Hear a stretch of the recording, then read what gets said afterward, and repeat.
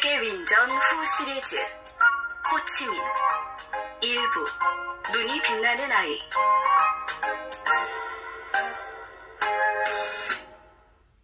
호치민은 1890년 5월 19일 베트남 중부지방의 킴리엔이라는 작은 농촌 마을에서 태어났습니다. 그때 베트남은 프랑스의 식민지였습니다.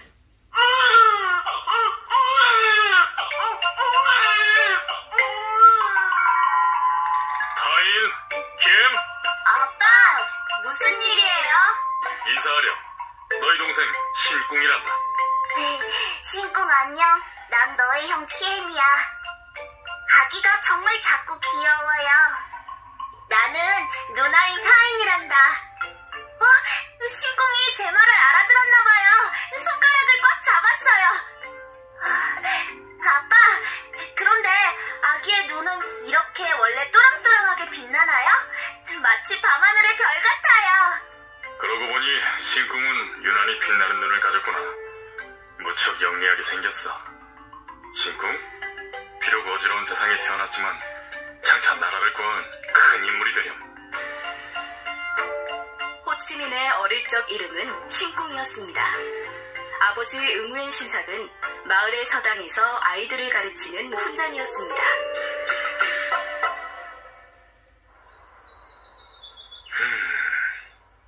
오늘도 2명이나 나오지 않았네요.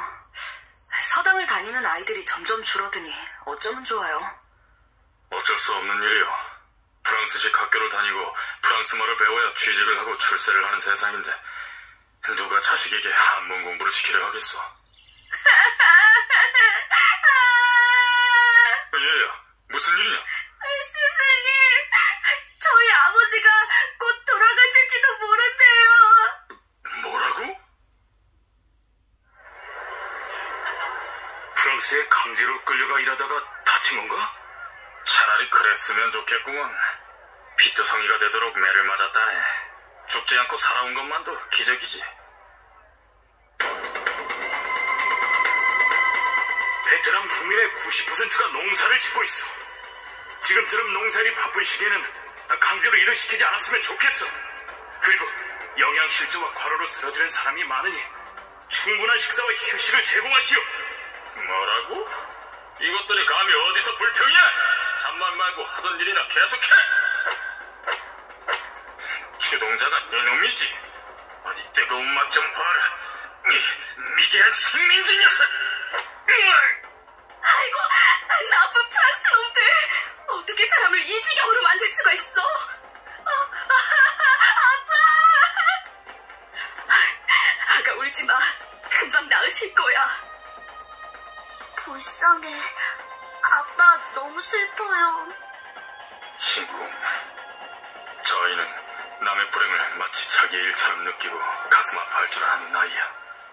이 약을 다려서 환자에게 주세요. 감사합니다. 좋은 약은 모두 프랑스가 가져가 버려서 손도 못 쓰고 있었는데. 이럴 때 쓰려고 아버지께서 몰래 숨겨두신 거예요. 베트남 사람들은 애국심과 민족에 대한 자부심이 남달랐으며 남에게 지배받기를 거부하는 타고난 기질이 있었습니다. 특히 호치민이 태어나고 자란 킴리에는 프랑스의 식민 지배를 반대하는 저항운동의 중심지였죠. 태풍 때문에 올 가을 벼농사도 망쳤군. 흉년이라도 고물은 똑같이 걷어가겠지? 인정이라고는 눈꼽만큼도 없는 놈들. 얼마 되지도 않는 수확물을 프랑스에 바치고 나면 굶어 죽기 딱 알맞겠어. 이 마을에는 곡식을 숨겨두고 내놓지 않는 사람이 많다. 집안을 샅샅이 뒤져 모조리 찾아내라. 아이고, 그건 어제 태어난 우리 손자 먹을 쌀입니다요. 제발. 이 늙은이가 뜨거운 맛을 봐야 정신을 차리겠어.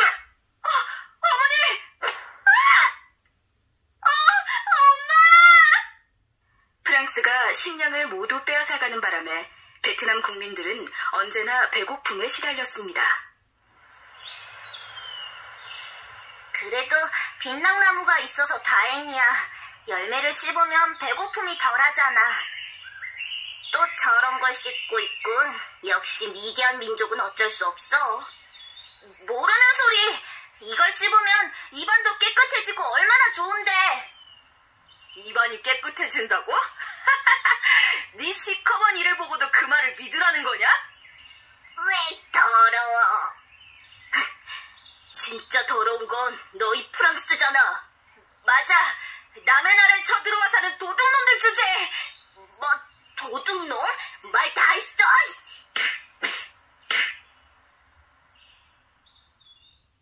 왜 우리 아빠를 잡아가요? 프랑스 애들이 먼저 우리를 때렸단 말이에요. 우리 아빠는 아무 잘못 없어요. 어서 풀어주세요. 내 걱정은 말고 집으로 들어가거라. 어서. 평소에 자식 교육을 제대로 시켰어야지. 식민지 국민 주제에 감히 프랑스 아이를 때려? 아버지를 괴롭히지 마세요. 제가 잘못했어요. 아들이나 아버지나 똑같군. 우리 프랑스가 그렇게 만만해 보이나? 너희 같은 놈들은 뜨거운 맛을 봐야 해!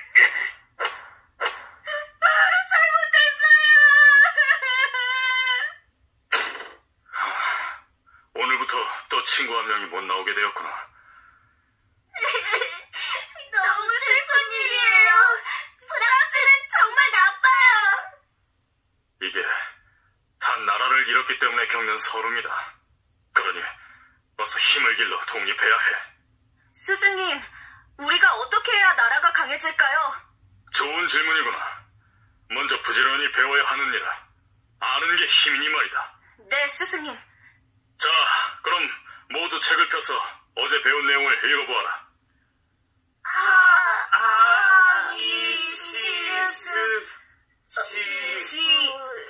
어허! 바로 전날 배운 내용도 기억하지 못하다니.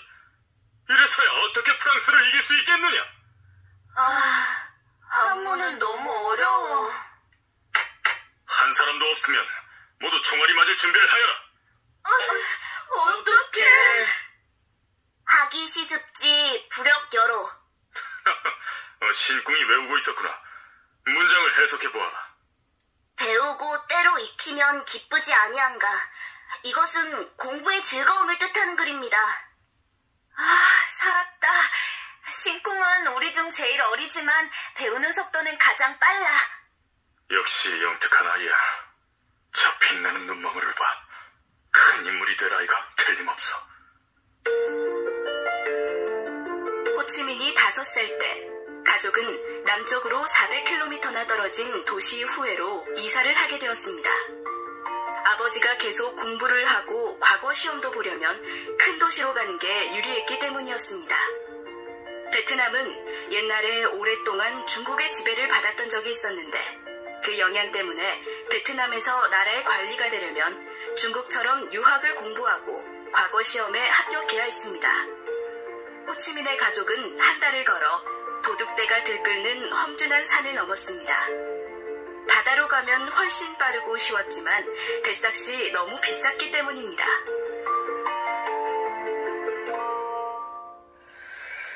어머니, 발이 아파서 못 걷겠어요. 배도 고파요.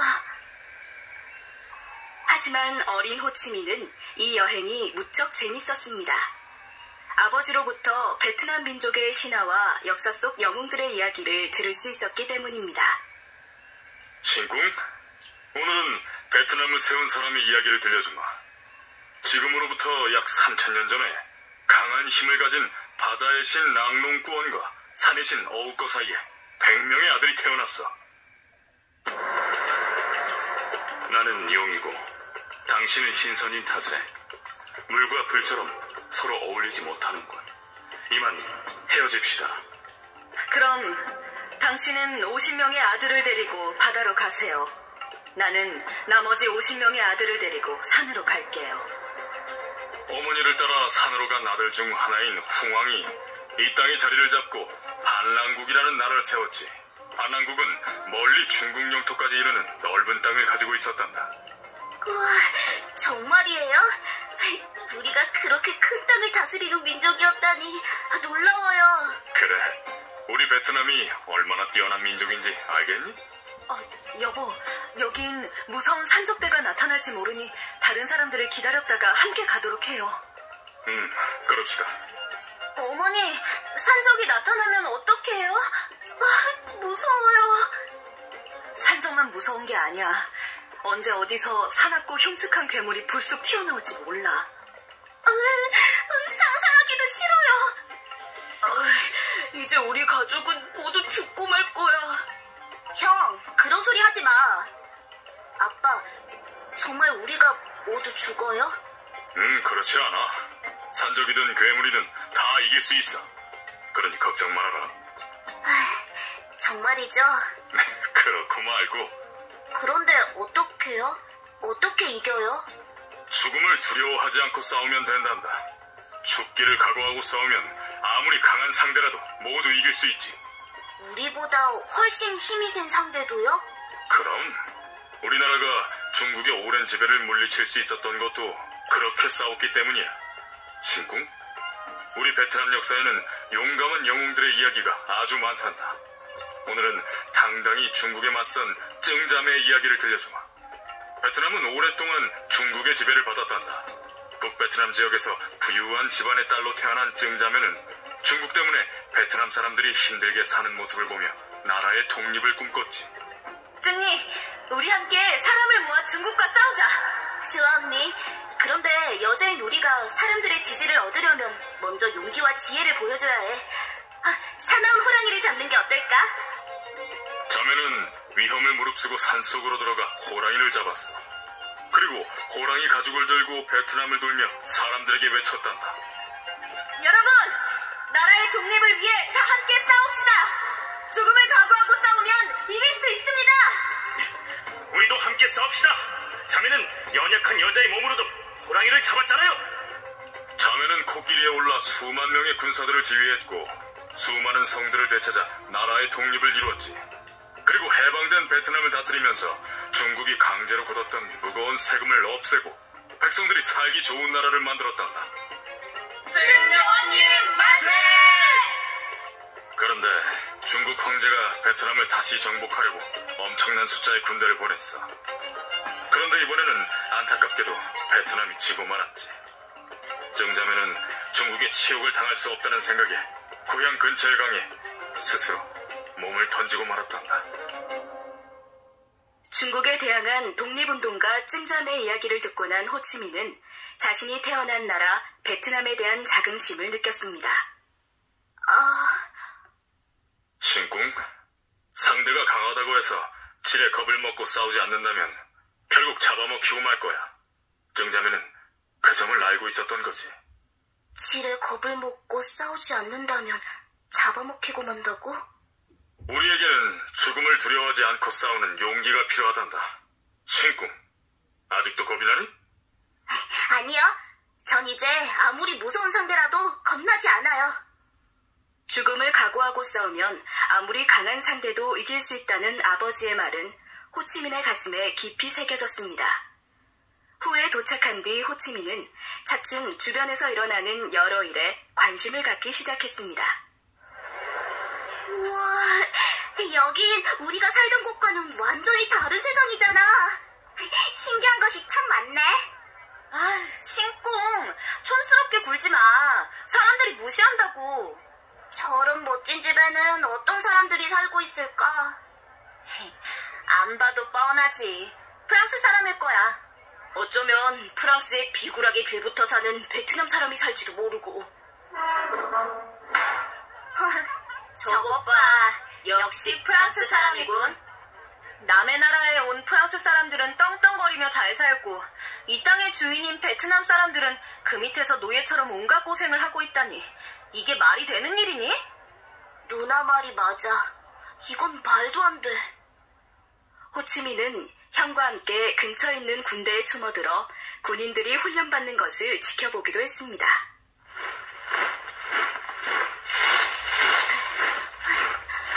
우와, 저 많은 군인이 동시에 똑같이 움직이다니. 대단하지, 신궁. 강한 나라가 되려면 저렇게 군대를 키워야 한대. 강한 군대를 가져야 강한 나라가 되거든. 우리나라가 프랑스의 식민지가 된 것도 군대의 힘이 약했기 때문이야. 그럼 우리나라 군대를 프랑스보다 강하게 키워야겠네? 맞아. 그래야 우리나라가 독립을 할 수 있어. 신궁, 눈을 크게 뜨고 군인들이 훈련받는 것을 잘 봐둬. 좋아. 나도 미리 배워둘 테야. 우리 베트남의 힘을 길러서 다른 나라들이 함부로 넘보지 못하게 해야지. 어느 날 호치민은 왕의 행차를 보게 됩니다. 베트남은 식민 지배 아래 있었지만 아직 왕조가 남아 있었습니다. 왕이 행차하신다. 높은 가마에 앉아있으니 위험이 넘치는데. 아무렴 비록 프랑스의 허수아비가 되었지만 그래도 한나라의 왕이 아닌가. 이상해. 왕은 어째서 가마에 앉아서 가는 걸까? 어머니, 왕이 다리를 다쳤나요? 그게 무슨 말이니? 방금 왕이 가마에 탄 채 가마꾼들에게 들려가는 것을 보았거든요. 아, 그건 다리를 다쳐서가 아니야. 다리를 다친 게 아니라고요? 그렇다면 어째서 걸어가지 않죠? 신궁, 지체가 높은 사람들은 원래 밖에 다닐 때 가마를 탄단다. 왜요? 어째서 다리가 멀쩡한데 걷지 않고 가마를 타요? 이유 같은 건 없어. 그냥 아주 오래전부터 그렇게 해왔거든. 전 이해가 가지 않아요. 아휴, 아랫사람이 신분이 높은 사람을 받드는 게 왜 이상하다는 거니? 신분? 신분이 높으면 다른 사람들의 머리 위에 앉아 다니는 것이 당연하다고? 어째서 사람들은 신분이 높고 낮은 것으로 편을 가르고 그것을 아무렇지도 않게 생각하는 거지? 내가 왕이라면 사람들과 반갑게 인사하며 걸어 다닐 거야. 아무리 신분이 높은 왕이라고 해도 다른 사람들의 머리 위에 있는 것은 옳지 않아. 높은 곳에 앉아서는 백성이 어떤 모습으로 살고 있는지 알 수가 없으니까.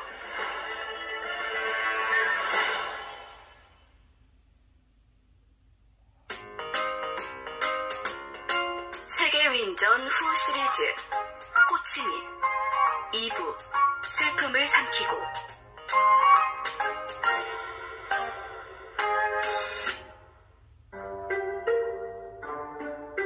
호치민이 10살이 되던 해 아버지는 후에에서 북쪽으로 500km나 떨어진 곳에 관직을 얻어 혼자 떠나게 되었습니다. 정말 잘 되었어요. 이곳 걱정은 말고 열심히 일하세요. 당신과 아이들이 걱정이요. 곧 넷째도 태어날 텐데.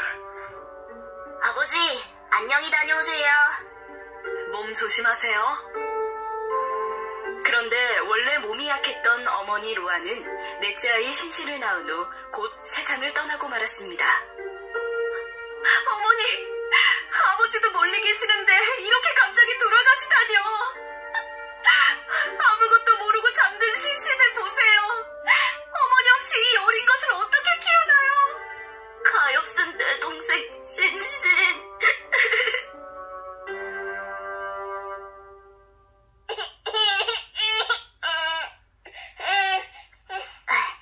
그래, 신신 배고프지? 누나와 형은 집안일로 바쁘니까 나와 함께 나가자. 아주머니 계세요? 신공이에요. 제 동생에게 젖 좀 주세요. 아이고, 동생을 살리려고 이렇게 애쓰다니. 겨우 10살짜리가 참 기특하기도 하지. 아이고, 불쌍해. 저 어린 것이 얼마나 힘이 들까. 호치민은 동생을 안고 집집마다 다니며 젖동량을 했습니다. 그러나 힘들게 보살핀 동생마저 태어난 지 1년이 되지 않아 병으로 죽고 말았습니다. 신신! 눈을 떠! 신신! 얘들아, 괜찮니? 아버지, 왜 이제야 오셨어요? 너무 슬퍼하지 말거라. 신신은 이제 하늘나라에 계신 어머니를 만났을 거야. 어머니. 관직 생활을 하고 있던 아버지는 가족 곁에 오래 머물 수 없었습니다. 아버지는 3남매를 고향에 있는 외갓집에 맡기고 일을 하기 위해 다시 떠났습니다.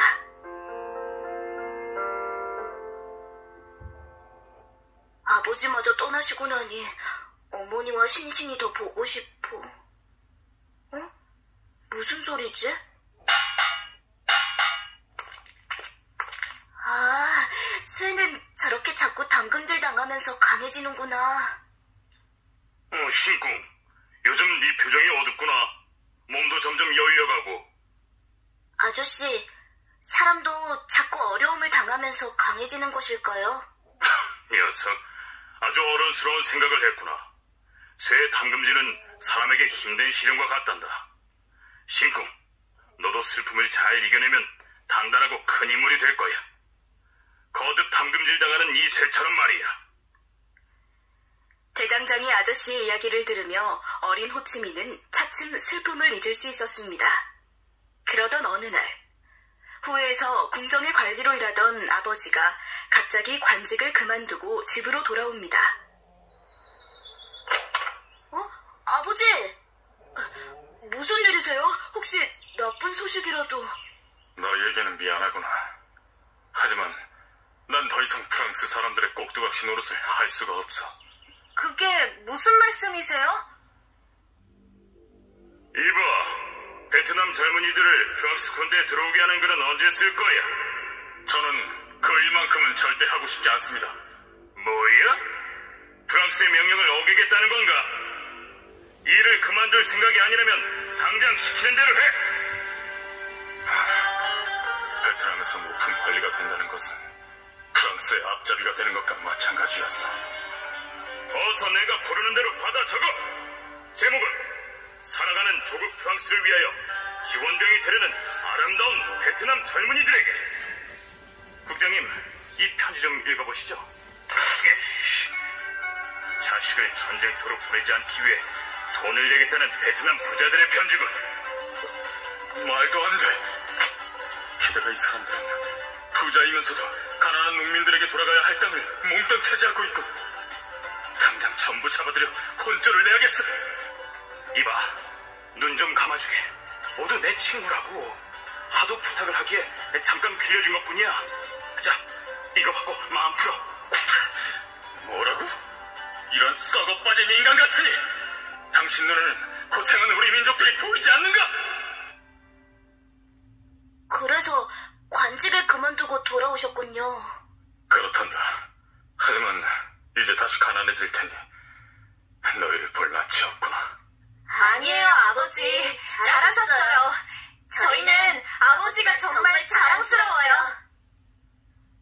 고향으로 돌아온 아버지는 다시 서당을 열었습니다.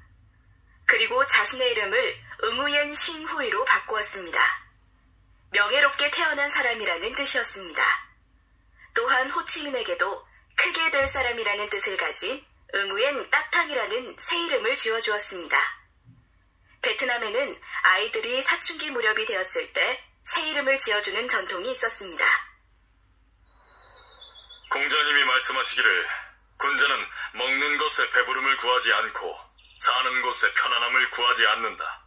덕을 갖춘 사람은 백성을 위해 희생하는 가치 있는 삶을 살아야 한다는 말이다. 올바른 정치란 그런 일을 바로잡는 것이다. 너희도 불의를 보거든 가만히 있지 말고 맞서 싸워라. 편안함을 구하지 않고 백성을 위해 그런 일을 바로잡아야 한다고? 호치민이 어릴 때부터 불의를 보면 참지 못했던 것은 이런 생각을 가진 아버지의 영향을 받았기 때문이기도 했습니다. 못된 프랑스 놈들, 또 힘없는 베트남 사람을 괴롭히는군. 어머나, 저러다 죽으면 어째? 베트남 녀석들 앞에서 본때를 보여주자고. 모두 제 탓입니다. 이 늙은이가 빌 테니 제발 한 번만 용서해 주세요. 제발요. 아이고, 내 새끼. 어째서 저 나이 많은 할아버지가 손잡벌 되는 병사들에게 무릎을 꿇어야 하지? 나쁜 놈들. 자기네들이 잘못했으면서 저렇게 당당하다니. 술에 취해 시비를 건조는 프랑스라고. 더 이상 두고 볼 수만은 없어. 형, 내가 나서서 고칠 거야. 갑자기 무슨 소리야? 뭘 고쳐? 아버지가 말씀하셨잖아. 불의를 보거든 가만히 있지 말고 맞서 싸워라. 그래, 하지만 지금 우리가 할 수 있는 일은 열심히 공부를 해서 실력을 쌓는 거야. 나는 한문과 유학만이 공부의 전부는 아니라고 생각해. 형, 우리 함께 후에 있는 학교에 입학해서 프랑스 말을 배우는 게 어때? 뭐? 왜 갑자기 그런 생각을 한 거야? 프랑스를 잘 알아야 그들을 이길 수 있을 것 같아서 말이야. 프랑스를 잘 알려면 프랑스어를 할 줄 알아야 하지 않을까? 아버지도 분명 허락하실 거야. 따탕이 기특한 생각을 했구나. 중국의 공자님 말씀만 배워서는 프랑스를 이길 수 없지. 적을 알고 나를 알면 백전백승이라고 했다. 먼저 프랑스를 잘 알아야 하고 말고.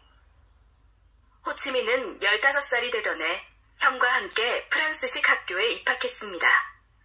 프랑스는 베트남 어린이들을 식민지 백성으로 키우기 위해 베트남의 교육제도를 없애려 하였습니다.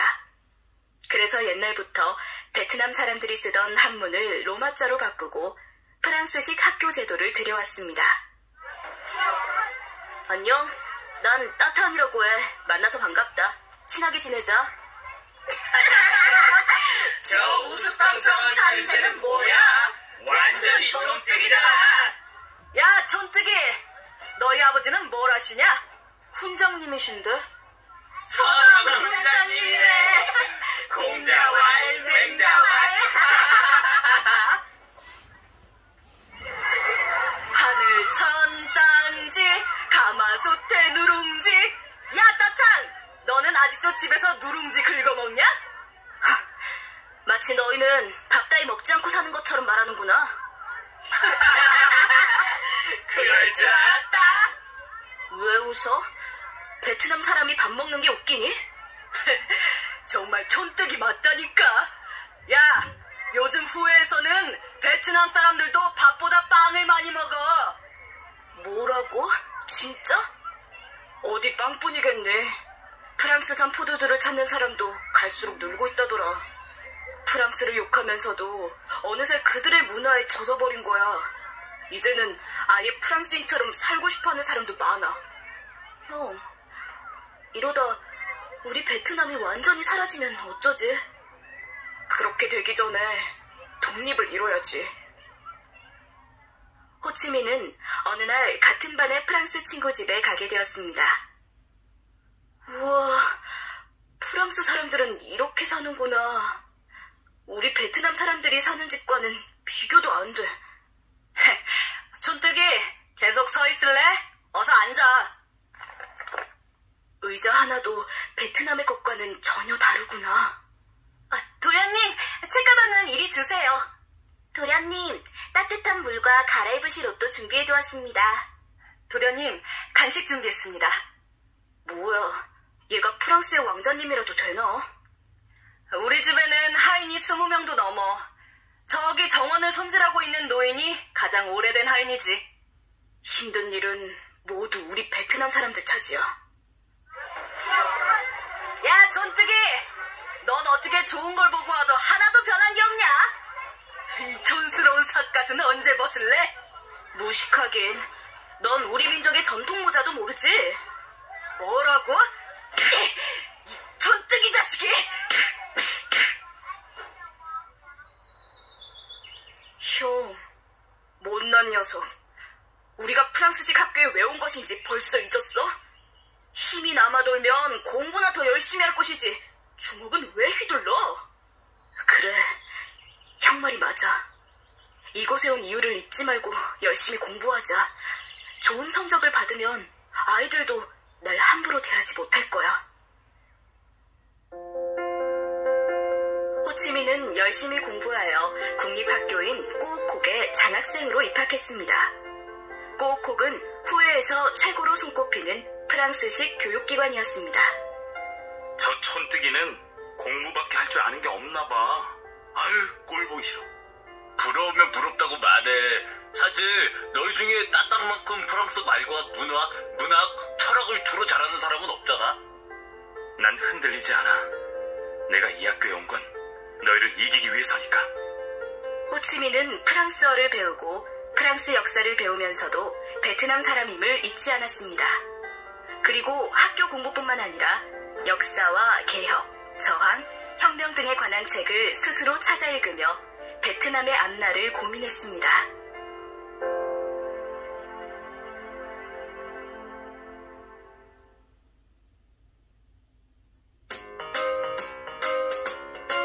세계 위인전 후 시리즈 호치민 3부 가슴에 스며든 별빛.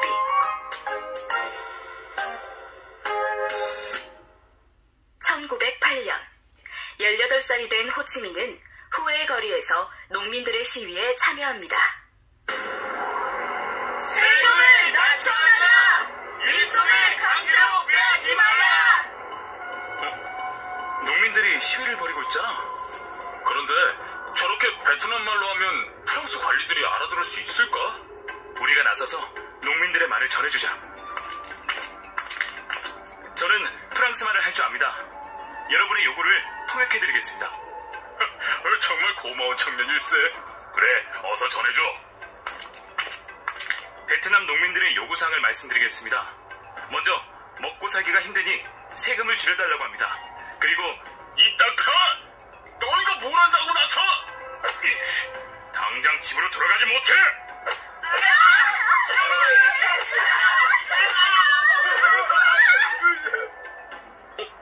형이잖아.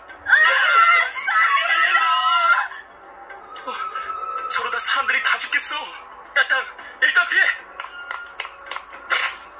따탕, 괜찮아?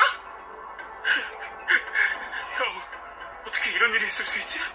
우린 단지 살고 싶었을 뿐이라고. 나쁜 놈들, 죄 없는 사람들을 이렇게 무참히 짓밟다니.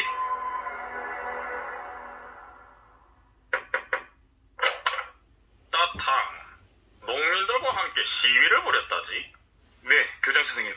네? 머리에 피도 안 마른 녀석이 나쁜 것만 배워서는 네가 농민이냐? 학생이면 학생답게 공부를 할 것이지.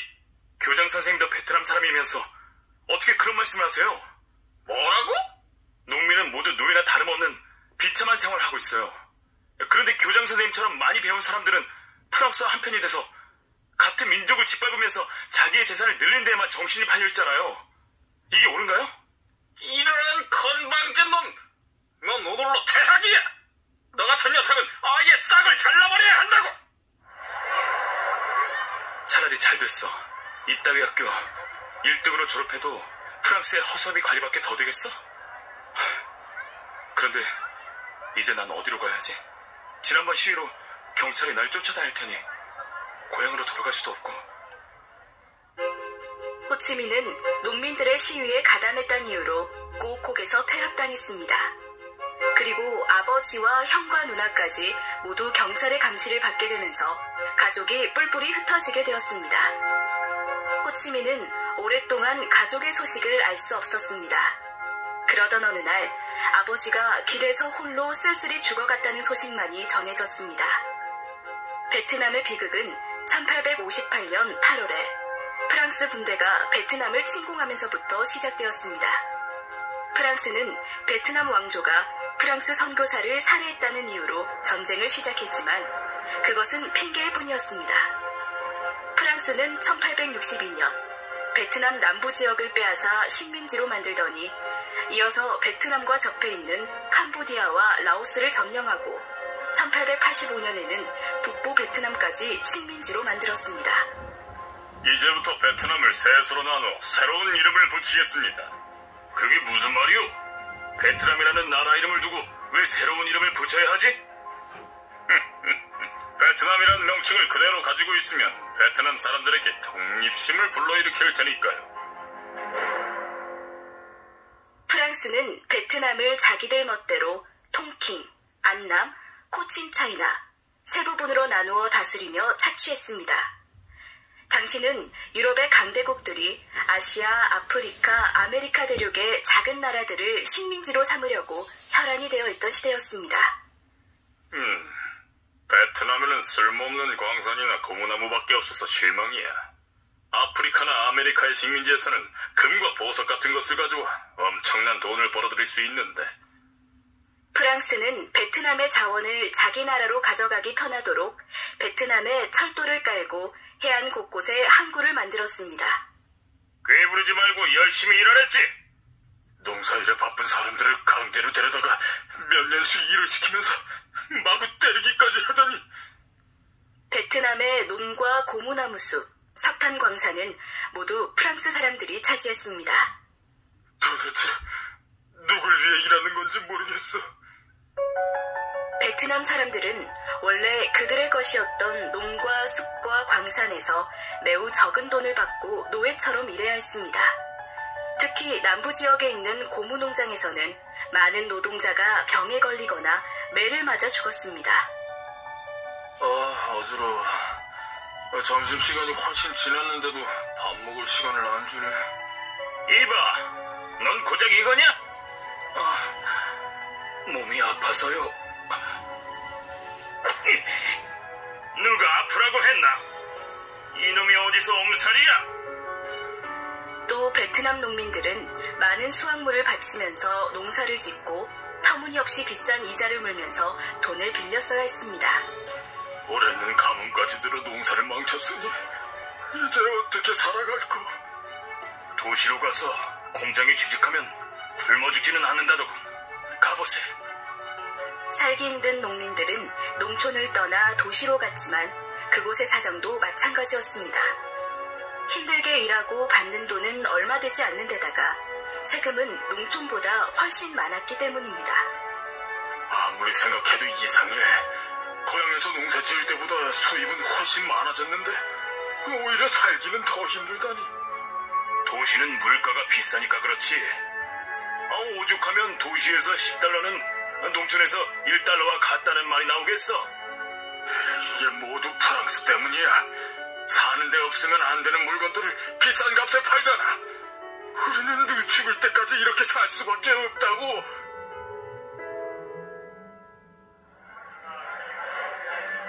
글쎄 소금값이 또 올랐어요? 정말 너무하네. 프랑스가 세금을 많이 올려서 이렇게 팔지 않으면 우리도 남는 게 없어요. 아휴, 정말 답답하네요. 비싸다고 소금을 먹지 않을 수도 없고.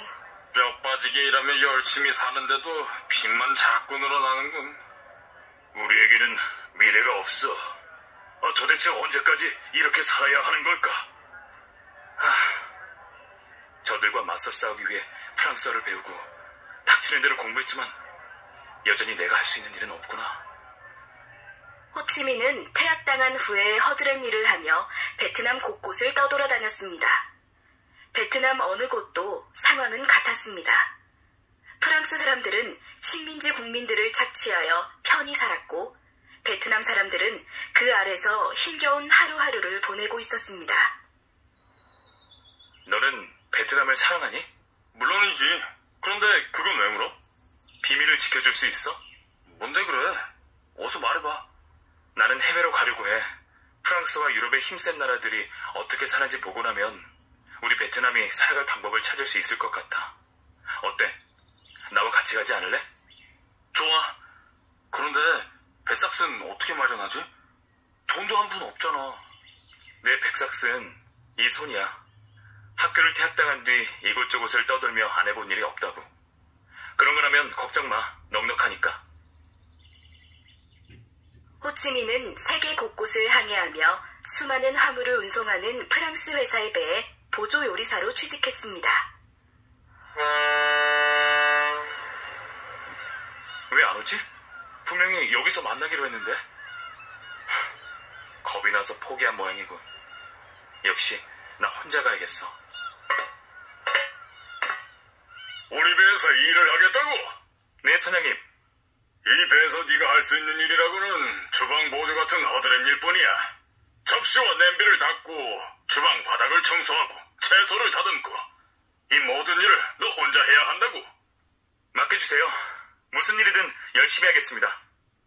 몸은 약해 보이지만 눈빛이 빛나는 걸 보니 믿음이 가는군. 취직이 되어서 다행이야. 그런데 이름이 뭐지?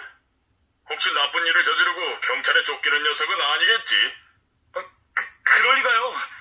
제 이름은 바예요. 거기 서류를 보세요. 경찰을 피해 다니느라 벌써 이름을 몇 번째 바꾼 건지 모르겠네. 농민 시위 이후로 여러 번 시위에 앞장선 호치민은 계속 경찰에 쫓기고 있었습니다. 호치민은 경찰의 계속되는 수배와 추적을 피하기 위해 평생 169개나 되는 가명을 사용했습니다. 널리 알려진 호치민이라는 이름도 수많은 가명 중에 하나였습니다. 형, 누나, 난 세상을 더 알기 위해 베트남을 떠나. 적어도 5년은 걸릴 거야. 그때까지 건강히 잘 지내?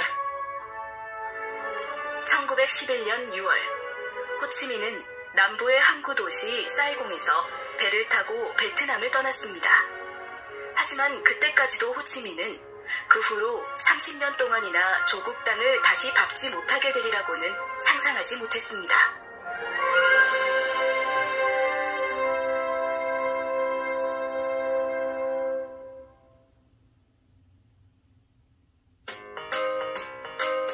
세계위인전 후 시리즈 호치민 4부 식민지의 청년.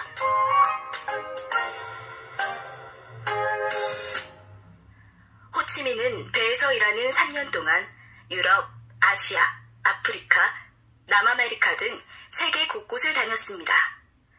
그러면서 유럽의 백인들에게 지배받는 많은 유색인종을 보았습니다. 주권을 빼앗긴 나라의 국민은 모두 베트남 사람들과 같은 고통을 겪고 있었습니다.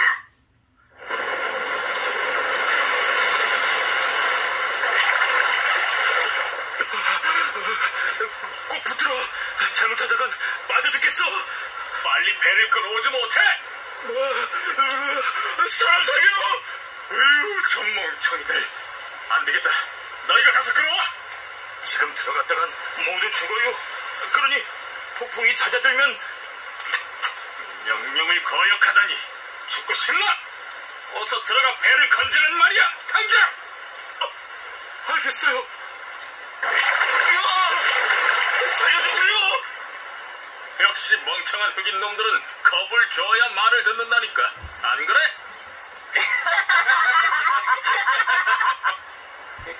이럴 수가. 우리 베트남만의 문제가 아니었어. 힘으로 사람이 사람을 지배할 수 있다는 생각이 사라져야 해. 그래야 우리같이 약한 사람들도 행복해질 수 있어. 1914년 3년간의 선원 생활을 마치고 영국에 머물게 된 호치민은 청소부와 보일러 수리공, 호텔 주방 보조 등 닥치는 대로 일을 하며 지냈습니다. 굶어 죽지 않으려면 쉬지 않고 일을 해야 하는 매우 고통스러운 생활이었습니다. 내가 할 수 있는 일이라곤 이런 것뿐이구나. 편하고 돈을 많이 버는 일은 어딜 가든 모두 백인들 차지야. 밖은 눈이 내리는데 보일러실 안은 숨도 쉴 수 없을 만큼 덥군. 너무 힘들어. 하지만 우리 베트남 사람들은 50년이 넘도록 이렇게 살아왔겠지. 몸으로 부딪히며 세상을 배우는 건 힘든 일이구나. 나탕, 새는 담금질 당하며 더욱 강해진단다. 그래, 힘들고 고통스러울수록 희망을 잃지 말아야 해. 내가 스스로 일어설 수 있는 그날까지.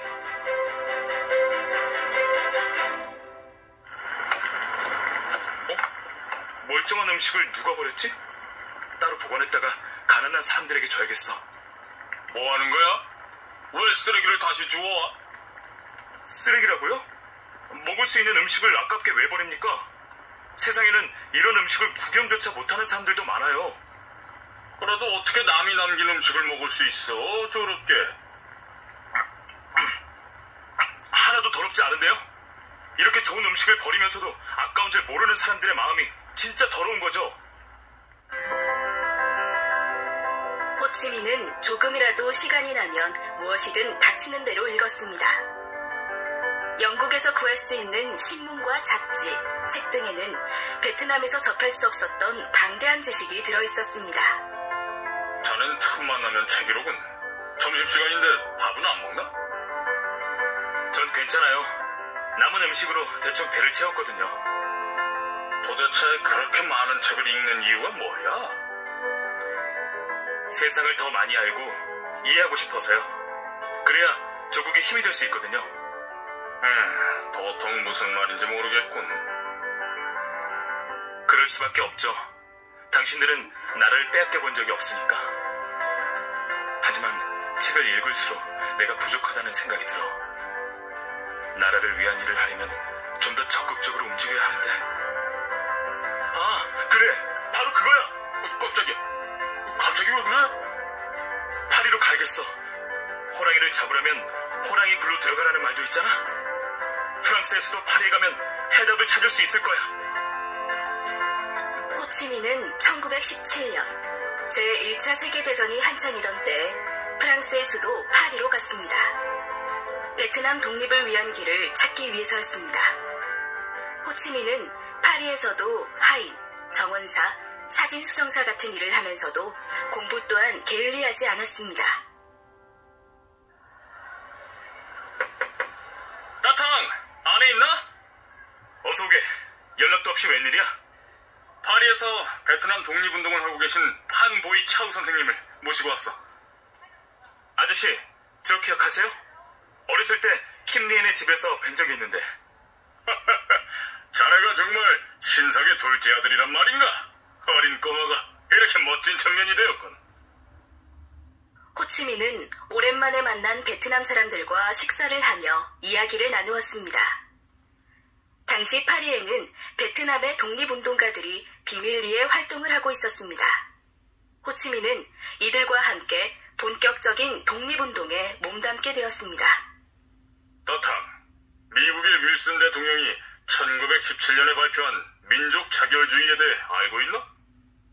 모든 민족은 스스로 자기 운명을 결정하고 독립을 이룰 권리가 있다. 이것이 바로 민족 자결주의 원칙이다.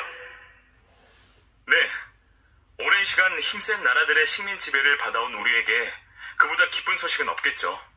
나도 그렇게 생각하네. 그래서 말인데, 곧 제1차 세계대전에서 승리한 나라의 대표들이 모이는 자리가 있다고 하네.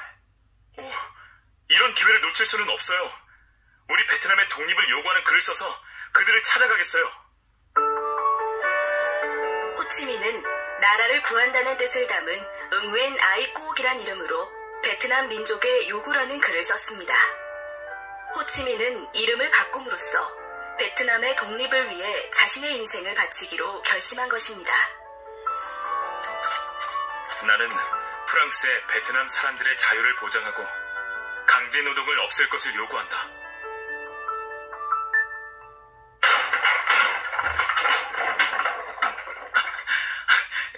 연합국 대표들을 꼭 만나야 해요. 우리 베트남의 운명이 걸려있단 말입니다. 귀찮게 하지 말고 꺼져! 1919년 1월, 호치민은 연합국 대표들에게 자신이 쓴 요구서를 전달하기 위해 회의가 열리는 베르사유 궁전으로 갔습니다. 하지만 그는 회의장에 들어가지도 못한 채 쫓겨나고 말았습니다. 알고 보니 그날 회의에 참여한 사람들 중에 약자들의 이야기를 들어줄 사람은 단 한 명도 없었습니다. 전쟁에서 이긴 힘센 나라들이 자기들끼리 식민지를 나눠 갖기 위해 모인 자리였기 때문입니다. 자유는 스스로 되찾아야 하는 건데 힘 있는 사람에게 기대어 베트남의 독립을 이루려 했다니. 내가 어리석었어. 호치민은 베트남 독립을 위한 글을 써서 거리로 나가 시민들에게 나누어 주었습니다. 그리고 프랑스 대통령과 국회의원, 지도자들은 물론 신문사에도 보내 사회의 관심을 이끌었습니다. 호치민은 금세 프랑스와 베트남에서 주목받는 인물이 되었습니다. 우리 프랑스가 베트남 사람들을 이렇게 무자비하게 대한다니. 정말 용감한 젊은이군요. 이렇게 공개적으로 당당하게 자신의 의견을 발표하다니. 도대체 꼭이 누군데 프랑스 전체를 떠들썩하게 만드는 거야? 여기 조사한 자료를 가져왔습니다. 위험한 인물이군. 계속 감시해. 그러던 어느 날 책을 읽던 호치민은 소련의 지도자 레닌이 쓴 글을 보고 눈앞이 환해지는 것을 느꼈습니다. 그래, 바로 이거야. 식민지가 독립을 이루려면 노동자와 농민이 앞장서야 한다. 그래야 진정한 독립을 이룰 수 있고 후에 새로 세워난 나라도 노동자와 농민이 주인인 정부가 될 것이다. 당시 세계는 크게 바뀌고 있었습니다. 특히 유럽에서는 사회주의 사상이 유행하였는데 호치민도 같은 생각을 가지고 있었습니다. 사회주의 사상이란 개인이 재산을 가지지 않고 사회의 자원을 함께 사용하면서 누구나 평등하게 잘 사는 나라를 만들어야 한다는 주장이었습니다. 호치민은 사회주의로 베트남의 독립을 이룰 수 있을 것이라고 믿었습니다. 어린 시절부터 힘이 약하다는 이유만으로 프랑스에 짓밟히는 베트남 사람들을 보며 분노했던 호치민이 누구나 평등하게 잘 사는 나라를 꿈꾸게 된 것은 당연한 일이었습니다. 호치민은 자신의 생각을 전하기 위해 르 파리아라는 신문을 만들었습니다. 파리아는 천민이라는 뜻으로 가장 힘없는 계층인 노동자와 농민을 위한 글을 쓰겠다는 다짐을 담은 이름이었습니다. 호치민은 신문에 싣는 글과 그림은 물론 신문을 포장하고 배달하는 일까지 도맡아 했습니다.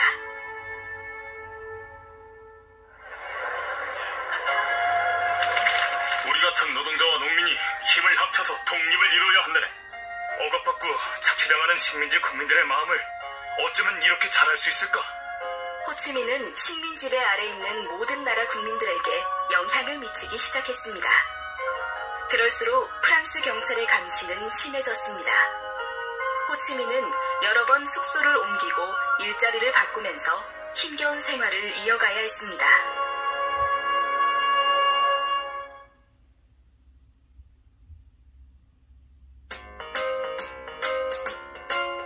세계 위인전 후 시리즈 호치민 5부 독립을 위하여.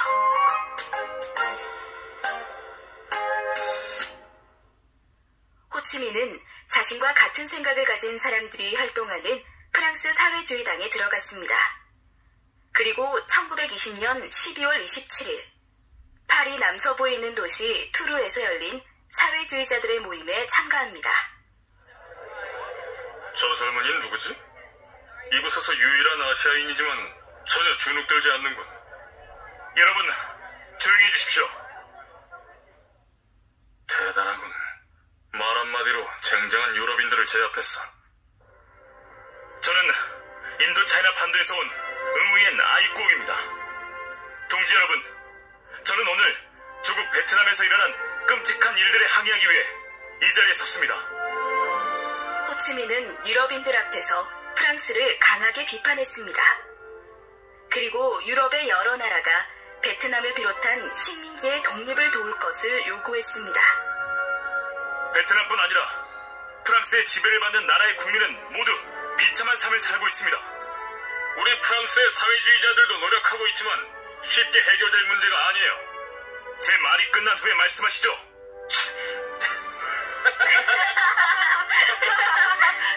다른 사람은 모두 조용히 하십시오. 저는 사회주의당이 식민지 민족의 해방에 관심을 가져야 한다고 생각합니다. 부디 인도 차이나의 동지들을 보내어 함께 싸워주시기를 바랍니다. 동지 여러분, 도와주십시오.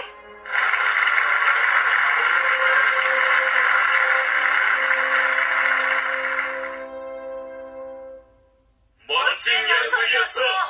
당신을 지지하겠어. 우리 역시 사회주의 이념에 따라 힘으로 약한 사람들을 지배하려는 프랑스에 경고를 보냅니다. 다음 날에도 호치민의 연설은 이어졌습니다. 호치민의 모습은 파리의 주요 신문에 실려 널리 알려졌습니다. 응우ien 아이꾸, 당장 나와! 널 체포한다! 여긴 사회주의 당원이 아니면 들어올 수 없어. 경찰이 정치활동을 방해하는 것은 불법이라고 알고 있는데 프랑스는 법과 자유를 무엇보다 중요하게 여기는 민주국가가 아닌가? 비록 식민지는 악랄하게 착취하지만 말이야.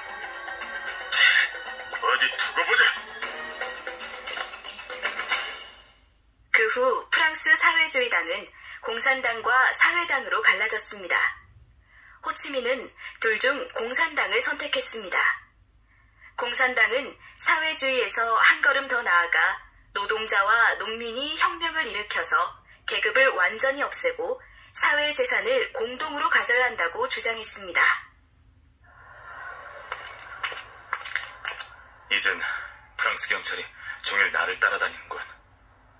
나의 행동 하나하나를 감시해서 독립운동을 할 수 없게 막겠다는 거겠지. 어제는 밤늦게까지 사람을 만나더니 아침부터 어딜 가는 거지? 안 되겠어.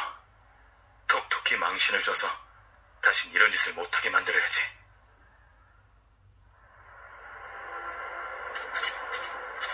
식민지청 장관님, 프랑스 경찰에서 저에게 비서를 붙여주셨더군요.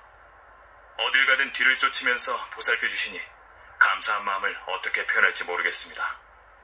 하지만 저는 노동자들의 세금을 허투루 쓰고 싶지 않습니다. 비서는 이제 그만 데려가 주세요. 꾸옥 선생님이 자신을 미행하는 프랑스 비밀경찰을 전속 비서라고 표현했어.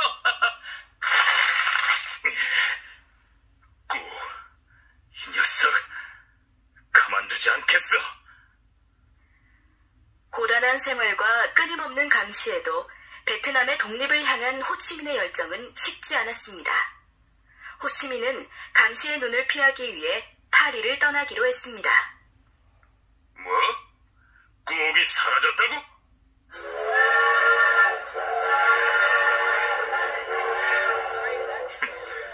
변장을 하니 아무도 몰라보는군. 프랑스 녀석들 지금쯤 난리가 났겠지. 언제 다시 이 땅을 밟을지 모르겠구나. 파리여, 안녕. 호치민은 소련의 모스크바로 갔습니다. 그곳에서 그는 군대를 기르는 법, 잡지와 신문을 만드는 법, 사람을 모으고 교육시키는 법 등 혁명에 필요한 수업을 들었습니다. 프랑스와 맞서 싸우려면 튼튼한 군대를 갖추는 게 중요해. 군대를 훈련시키는 법을 특히 잘 배워야겠어. 신궁, 군대를 길러야 나라가 강해진단다. 그러니 잘 봐둬. 여기서 배운 것들을 어서 베트남 사람들에게 알려야 하는데. 공부를 마친 호치민은 1924년 11월 베트남 사람들이 많이 살고 있는 중국으로 가서 뜻이 있는 청년들을 모았습니다. 그들은 베트남 혁명 청년회라는 이름으로 활동을 시작했습니다. 여러분, 나라를 잃는 것은 모든 불행 가운데 가장 큰 불행입니다. 우리는 그 불행에서 벗어나기 위해 이 자리에 모였습니다. 상대는 우리와 비교할 수 없는 힘을 가진 프랑스입니다. 강한 상대를 이길 수 있는 방법이 무엇입니까? 아무리 강한 상대라도 이길 수 있어요? 죽음을 각오하고 싸우는 것입니다. 우리가 중국의 오랜 지배에서 벗어날 수 있었던 것도 그렇게 싸웠기 때문이죠. 용감하고 끈질기게 맞선다면 어떤 적이든 물리칠 수 있습니다. 호치민의 가르침을 받은 젊은이들은 베트남으로 돌아가 배운 것을 널리 알렸습니다. 하지만 호치민은 그들과 함께 베트남으로 갈 수 없었습니다. 프랑스 경찰들의 추격을 받고 있었기 때문입니다. 호치민은 경찰의 눈을 피해 홍콩, 소련, 독일, 프랑스 등의 나라를 떠돌며 생활했습니다.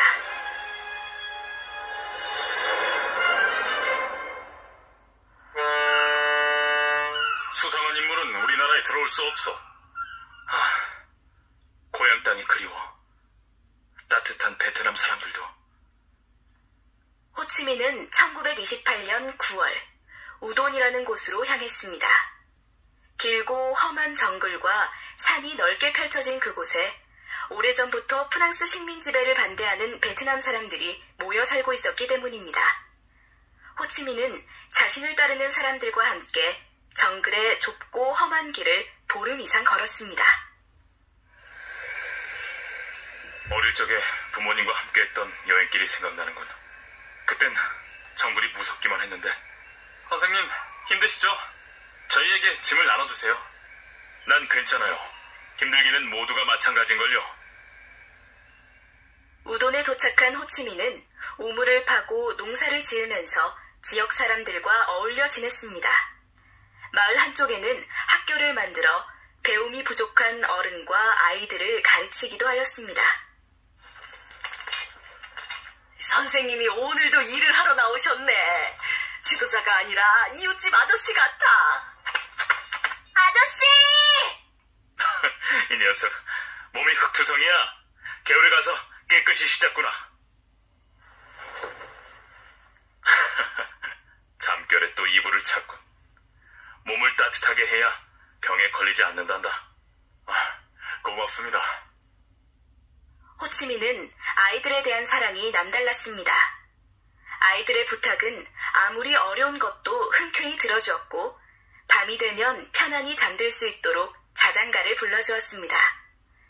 우돈의 사람들은 그런 호치민을 아저씨라 부르며 따랐습니다. 호치민의 이야기는 사람들의 입을 통해 베트남까지 전해졌고 숨죽여 살던 베트남 국민들은 힘을 합쳐 독립운동을 벌이기 시작했습니다. 이에 불안감을 느낀 프랑스는 호치민을 잡기 위해 온 힘을 기울였습니다. 구옥에게 영향을 받은 베트남 사람들이 독립운동에 뛰어들고 있다고 합니다. 구옥만 잡으면 모든 일이 해결될 것 같은데. 미꾸라지 같은 녀석, 도대체 어디 숨은 거야? 그런 놈은 없애버려야 해요. 우리 프랑스에 반항하면 어떻게 되는지 똑똑히 보여줍시다. 찬성이요. 당장 시행합시다.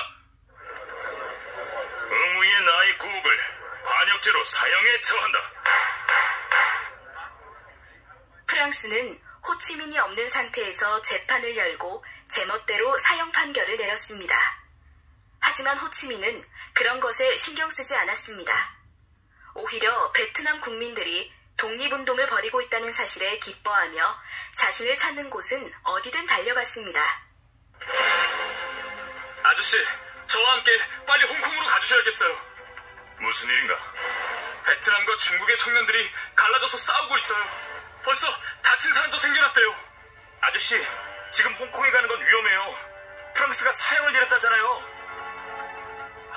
그렇구나. 제 생각이 짧았어요. 다른 분께 도움을... 아니요, 당장 갑시다. 내 목숨보다는 조국의 독립이 중요하지. 젊은 청년들의 싸움을 해결할 수 있는 사람은 호치민뿐이었습니다. 호치민은 조금의 망설임도 없이 홍콩으로 향했습니다. 모두 흩어져 버렸군. 듣던 것보다 훨씬 심각한 상태야. 일단 각 단체의 대표들을 한자리에 모으게. 네.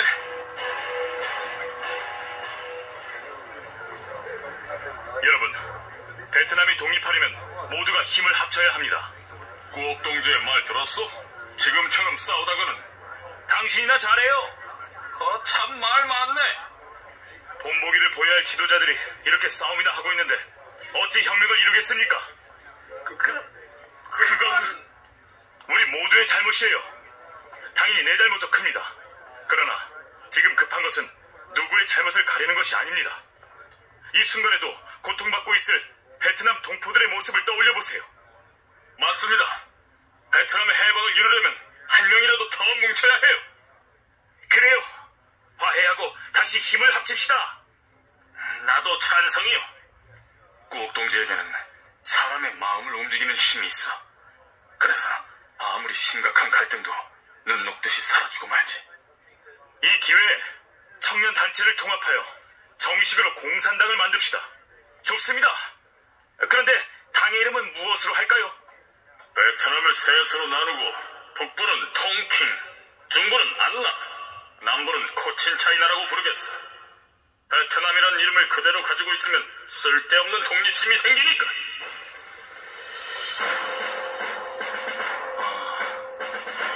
프랑스가 쓰지 못하게 한 원래 우리나라의 이름, 베트남이 어떨까요? 프랑스는 베트남을 다스리면서 나라 이름마저 빼앗았습니다. 호치민은 베트남 국민들에게 잃었던 이름을 되찾아주기로 했습니다. 좋아요, 베트남! 1930년 2월, 호치민은 분열되어 있던 청년단체들을 통합해 베트남 공산당을 창당했습니다. 흩어진 세력을 모아 본격적으로 독립운동을 하기 위해서였습니다. 베트남 국민들은 호치민의 지도 아래 새로 나라를 세우기 위한 준비를 해나갔습니다. 아저씨, 감사합니다. 덕분에 우리 이름을 되찾았어요.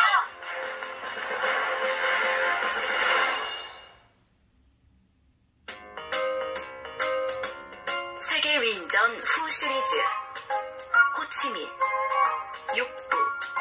맞서 싸우다.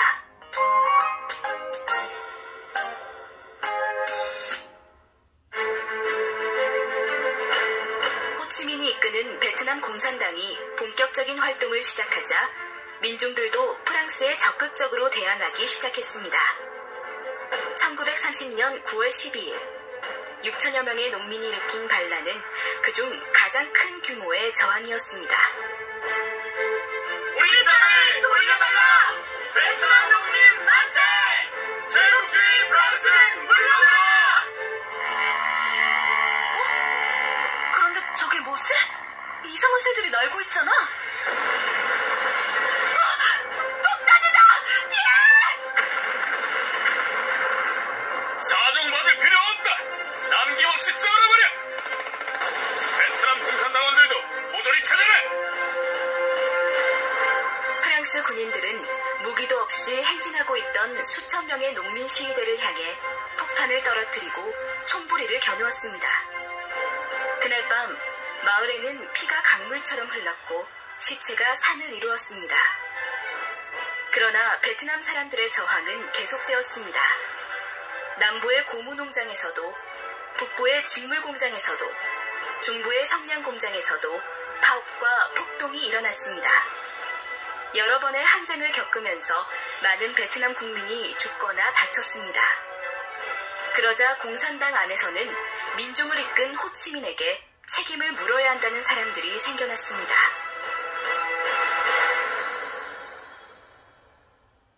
베트남 전국에서 많은 농민, 노동자와 우리 공산당원이 죽었습니다. 원인은 바로 구옥 동지입니다.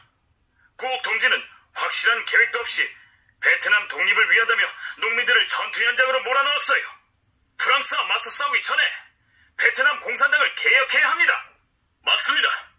이제 우리는 프랑스 식민 지배 아래 있는 모든 나라를 위해 싸울 필요가 있어요. 당의 이름도 인도차이나 공산당으로 바꿉시다.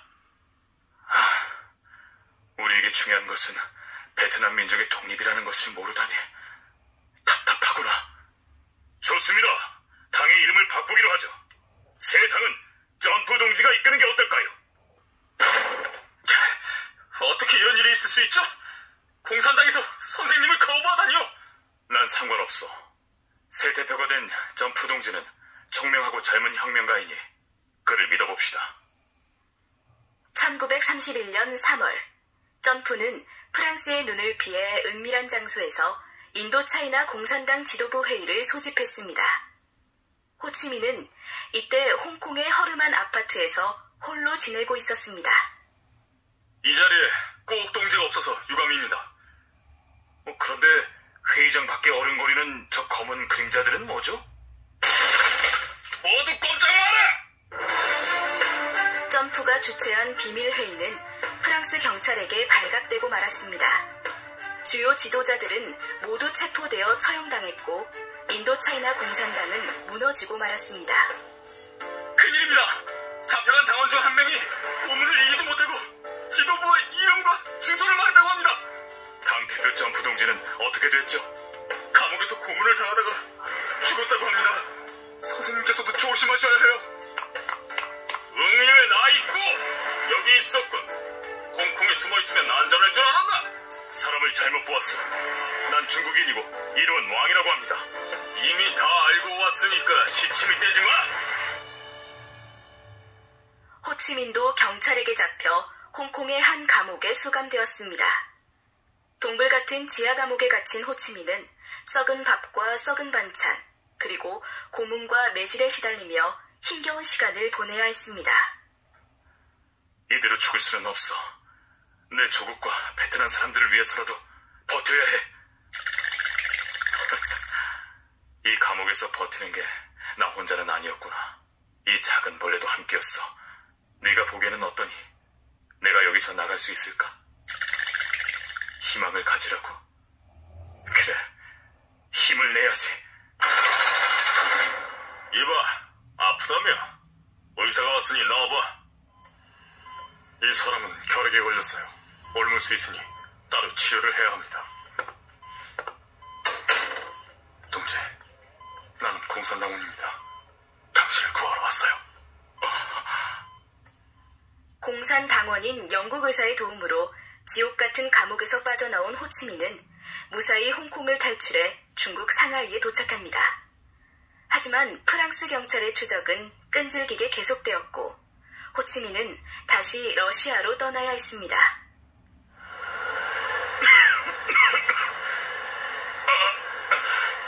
감옥에서 얻은 병 때문에 몸이 점점 더 약해지고 있어요.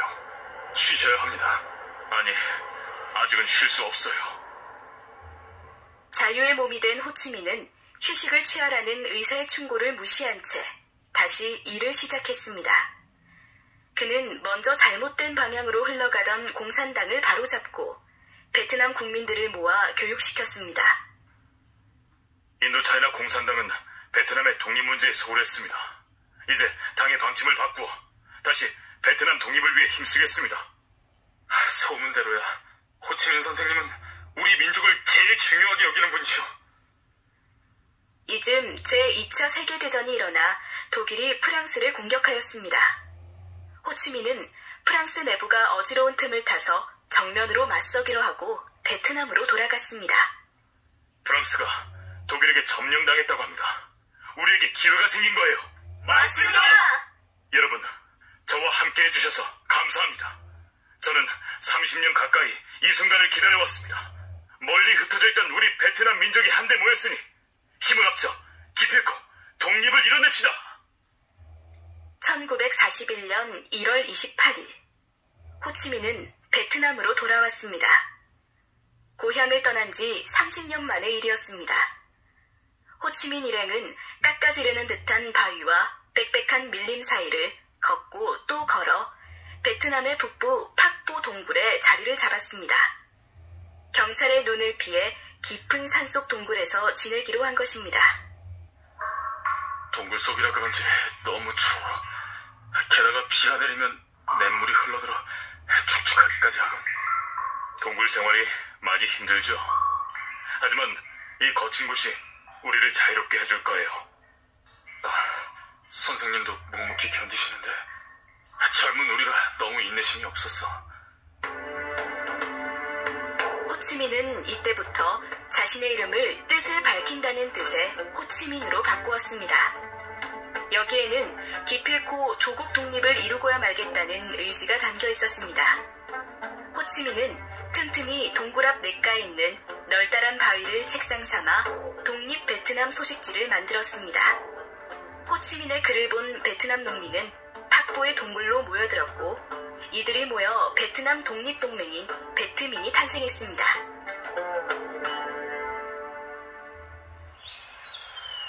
선생님, 벌써 일어나셨어요? 이미 냇물에 목욕을 하고 운동까지 끝내는걸. 그런데 프랑스가 독일에게 점령당하고 나서 갑자기 독일의 동맹국인 일본 군대가 베트남에 들어왔습니다. 처음에 베트남 사람들은 일본 군대를 환영했습니다. 일본군의 도움을 받아 프랑스로부터 독립할 수 있을 거라는 기대를 했기 때문입니다.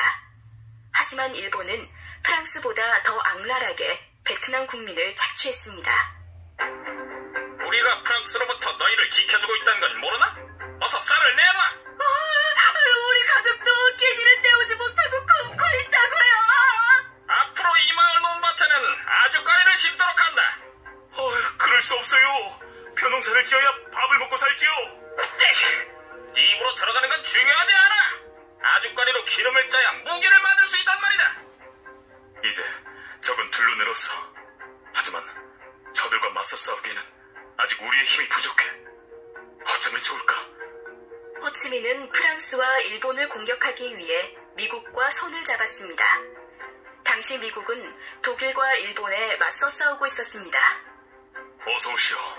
여기 부탁하신 권총 6자루입니다. 고맙소. 이것은 우리가 확보한 일본군의 기밀 문서요. 약품과 무전기, 무기 등도 곧 보내드리겠습니다. 미국의 도움으로 무기를 얻은 호치민은 베트남의 독립을 위해 본격적으로 군사작전을 펼쳤습니다. 그는 폭력에는 폭력으로 맞서야 한다고 생각했으며 과격한 투쟁도 마다하지 않았습니다. 우리는 프랑스와 일본을 동시에 상대해야 합니다. 물론 그들을 이기는 일은 쉽지 않겠죠. 하지만 우리에게는 강력한 지원군이 있습니다. 바로 이 땅입니다. 밀림 속에 꽁꽁 숨어있다가 재빨리 공격하고 사라져버리니 당연할 재간이었군. 호치민 선생님의 말씀대로요. 역시 베트남 땅은 우리 편이라고. 일본이 프랑스와 영국에게 졌다고 합니다. 그들이 이 땅을 떠나는 것은 시간 문제예요. 반가운 소식이군요. 하지만 프랑스가 이긴 것은 나쁜 소식인데요? 맞습니다. 일본이 물러나면 프랑스가 다시 베트남을 차지하려 하겠죠. 선생님, 프랑스를 어떻게 물리치죠? 방법은 하나. 일본이 물러나고 프랑스가 들어오기 전에 우리가 수도 하노이를 점령하는 것입니다. 1945년 8월 15일 제2차 세계대전이 끝났습니다. 호치민의 말대로 일본이 미국의 공격을 견디지 못해 항복을 선언한 것입니다. 선생님, 이제 하노이에 들어가는 것쯤은 일도 아닙니다. 어서 출동 명령을 내려주세요. 서두르면 안 됩니다. 남은 일본군의 저항을 물리치고 베트남 황제의 항복도 받아내야 해요. 그러니 잘 훈련된 병사들에게 임무를 맡기도록 합시다. 그날 밤 베트남의 수도 하노이는 어둠에 묻혀 있었습니다. 프랑스와 일본이 물러나면 우리에게도 평화가 찾아올까? 빨리 이 밤이 지났으면 좋겠어. 이게 무슨 소리지? 여러분, 우리가 하는 말을 잘 들으시오. 우리는 베트남의 독립을 위해 뭉친 베트남 시민입니다. 곧 하노이에 우리 군이 들어올 것이오. 정말인가요? 그럼 드디어 우리나라가 독립하는 겁니까? 맞아요. 그러니 시민 여러분들도 우리와 힘을 합쳐주십시오. 여러분, 집에 가서 무기가 될 만한 것들을 들고 다시 모이십시다. 저기 일본군 장교가 도망친다.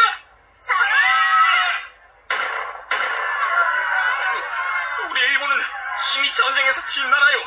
제발 목숨만 살려주시오. 우리는 어차피 껍데기뿐인 왕조였습니다. 시민의 뜻대로 하세요. 여러분, 우리가 승리했습니다. 어서 광장으로 모이세요. 드디어 하노이구나. 온통 우리를 반기는 붉은 물결이야. 베트민 여러분, 여기까지 오시느라 수고 많았습니다. 무능력한 황제의 깃발을 내리고 어서 베트민 길을 내봅시다. 베트민 만세! 호치민 만세!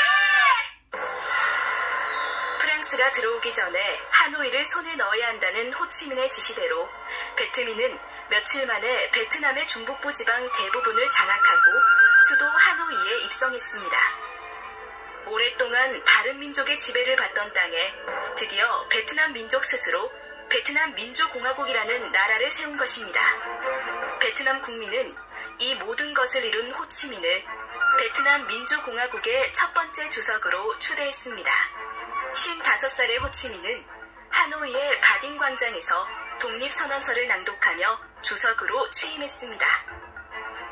베트남은 이제 어느 나라의 간섭도 받지 않는 독립국가가 되었습니다. 우리는 이 자리에 오기까지 긴 싸움을 했습니다. 마른 몸과 거친 수염, 소박한 옷을 입은 호치민의 모습은 마치 이웃집 아저씨처럼 친근했습니다. 수만 명의 하노이 시민은 존경심 가득한 얼굴로 호치민을 바라보았습니다. 동포들이여, 어렵게 얻은 자유를 지키기 위해 목숨과 재산을 바칠 각오가 되어 있습니까? 네! 호 아저씨!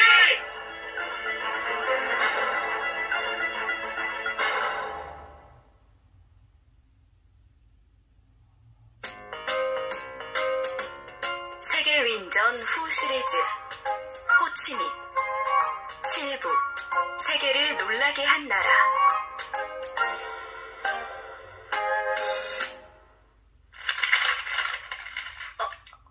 아니, 이게 누구야? 내 동생 따탕 아냐?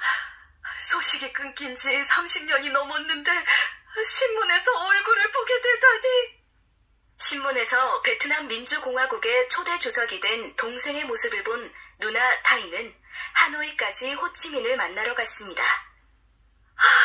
따탕, 네가 맞구나. 누나, 그동안 어떻게 지내셨어요? 형은요? 누나 타이는 이날 호치민을 만나고 난 뒤로 한 한 번도 자신의 동생을 자랑하거나 덕을 보려 하지 않았습니다. 그녀는 고향으로 돌아가 조용히 지냈습니다. 따따는 더 이상 내 동생이 아니야. 베트남의 아버지라고. 형 키엠도 마찬가지였습니다. 병에 걸렸을 때에도 동생에게 부담을 준다며 연락을 하지 말라고 말릴 정도였습니다. 그런 형이 세상을 떠났을 때 호치민은 자신의 마음이 담긴 편지를 보냈습니다. 형님이 돌아가셨다는 소식에 슬픔을 금할 수가 없습니다.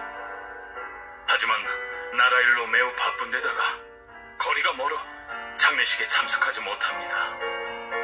피를 나눈 형제조차 돌보지 못하는 이 죄를 어찌 용서받을 수 있을까요? 나의 행복 따위는 생각하지 말자. 이 어깨에 베트남의 미래가 달려있어. 주석이 되고 난 뒤에도 호치민의 삶은 결코 편하지 않았습니다.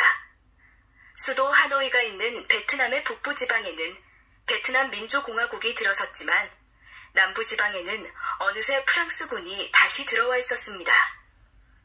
정말 걱정이에요. 남부에 있는 프랑스군을 어서 물리쳐야 하는데 나도 같은 생각입니다. 프랑스는 베트남의 남부지방을 차지한 것만으로는 결코 만족하지 않을 거예요. 아무래도 또다시 큰 전쟁을 치러야 할 것 같습니다. 호치민의 생각은 현실이 되었습니다. 베트남 민주공화국이 세워진 지 1년이 지난 1946년 11월 프랑스군이 베트남 민주공화국에 쳐들어왔습니다.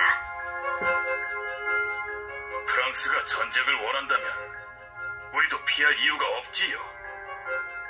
하지만 우린 프랑스의 상대가 되지 않습니다. 일단 하노이 근처의 깊숙한 산으로 피신하는 것이 좋겠습니다. 호치민과 베트민 지도자들은 세계 위인전 후 시리즈 호치민 6부 마지막 자들은 하노이를 떠나 산속으로 피신했습니다.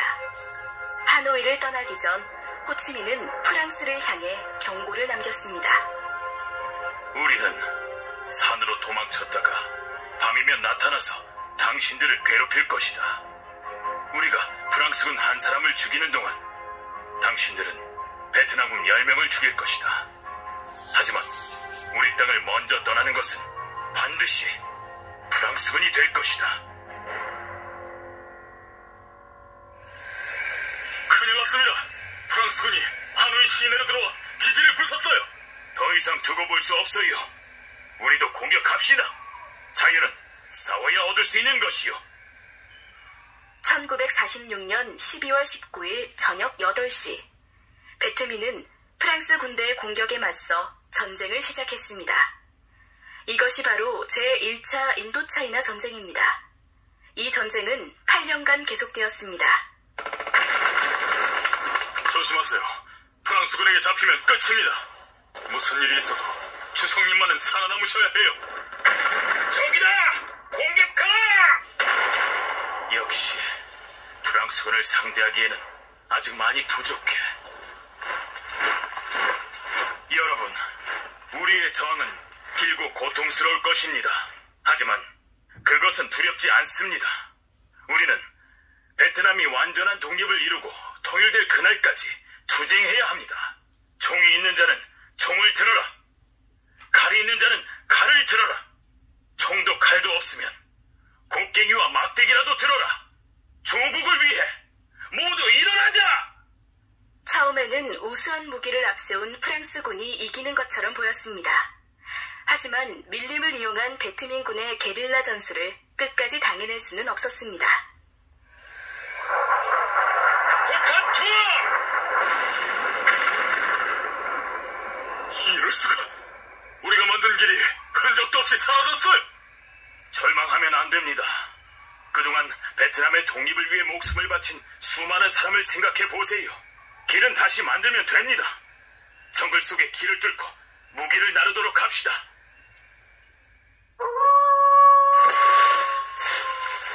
조성님, 좀 쉬었다가 하세요. 그러다 병이라도 나면 어떡해요? 난 괜찮으니 여러분은 들어가 쉬어요. 주성님이 그렇게 열심히 일하시는데 저희가 어떻게 편히 쉬겠어요? 내가 눈치가 없었군요. 잠깐 쉬었다 합시다. 여기 물도 좀 마시고요.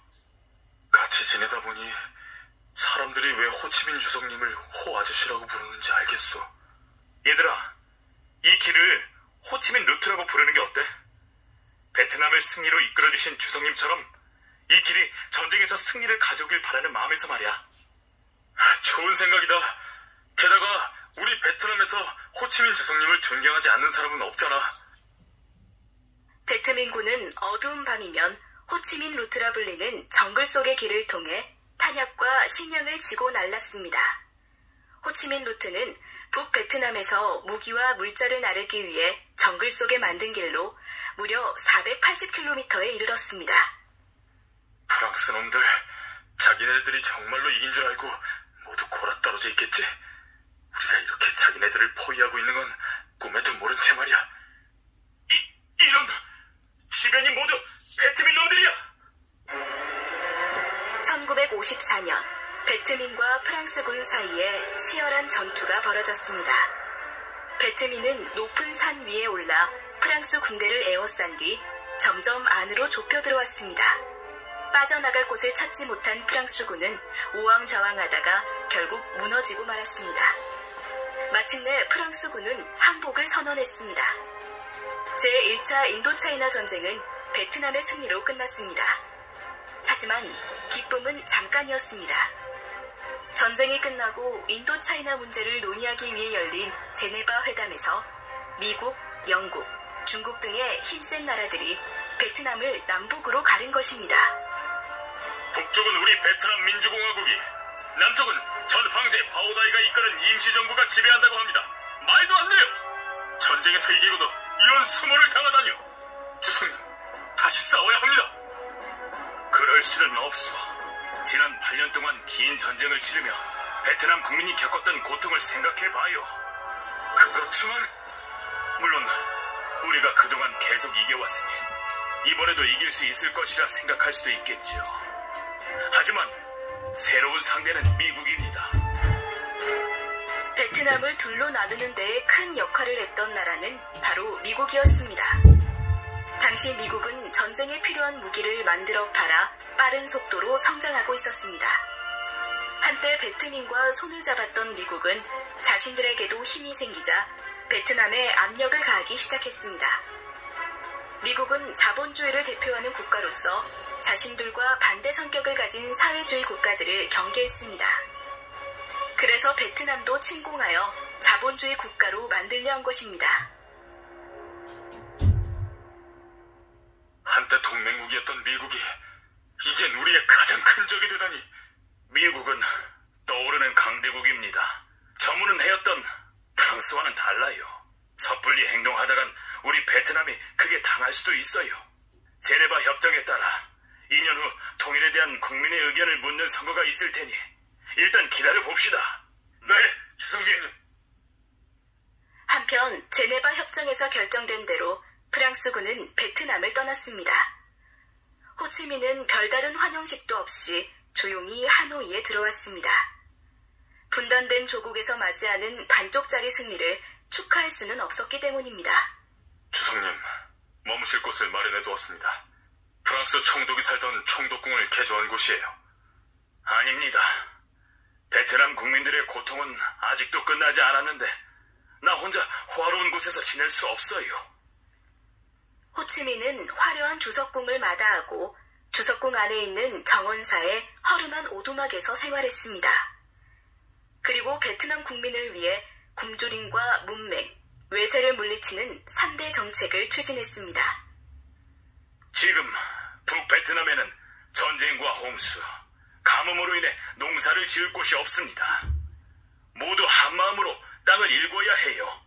자, 모두 각자 맡은 지역으로 가서 농사일을 도웁시다. 동시에 농촌 곳곳에 학교를 세워 농민과 노동자를 가르치는 일도 시작해야 합니다. 여러분, 배우고 깨우치는 것만이 우리가 살 길입니다. 먼저 알고 있는 사람은 모르는 사람을 가르치십시오. 부인은 남편에게서, 동생은 형에게서, 자식은 부모에게서 배움을 얻으십시오. 호 아저씨 덕분에 글을 읽을 수 있겠구나. 그동안 우리 여자들은 공부할 기회가 없었는데. 주성님, 저도 글을 배울 수 있을까요? 그럼요. 대신 햇볕이 따가우니 학교에 다닐 때는 이 모자를 꼭 쓰고 다니세요. 나도 호 아저씨 같은 사람이 되고 싶어. 신분과 나이를 따지지 않고 사랑을 베푸는. 아저씨, 책 읽어주세요. 오냐, 이리 와서 앉거라. 오늘은 어떤 이야기를 들려줄까? 이때 남베트남에서는 미국의 지원을 등에 업은 응오딘 지엠이 독재 정치를 하고 있었습니다. 그는 공산주의를 반대하는 사람으로 북베트남의 호치민을 싸워 이겨야 할 상대로 여기고 있었습니다.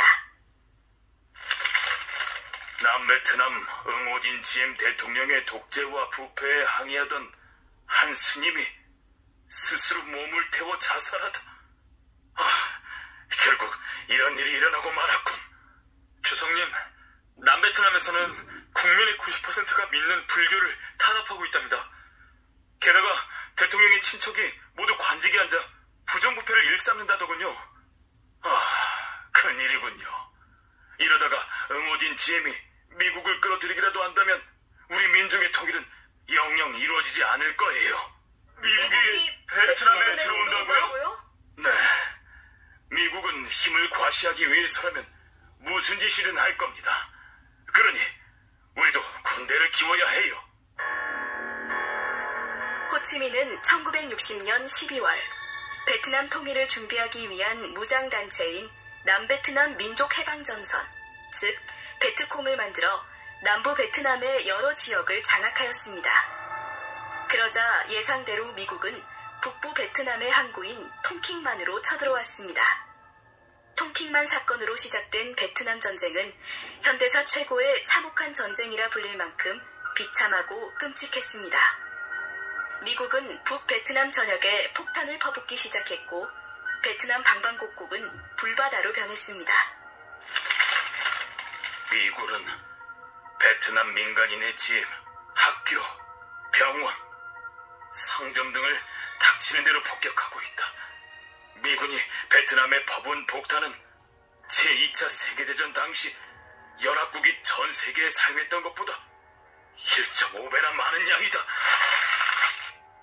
베트남이 미국의 공격에 언제까지 버틸 수 있을까요? 20년, 아니 100년이 될지도 모릅니다. 하지만 이것만은 확실합니다. 우리는 끝내 이길 것입니다. 북베트남 군대와 남베트남 민족해방전선은 베트남 북쪽 끝에서 남쪽 끝을 가로지르는 터널을 만들었습니다. 프랑스와 싸울 때 밀림 속에 만들었던 호치민 루트를 발전시킨 것입니다. 10,000km에 달하는 이 땅굴은 밀림 속에 있어 본격적인 게릴라 전술을 펼치는데 매우 유용하게 쓰였습니다.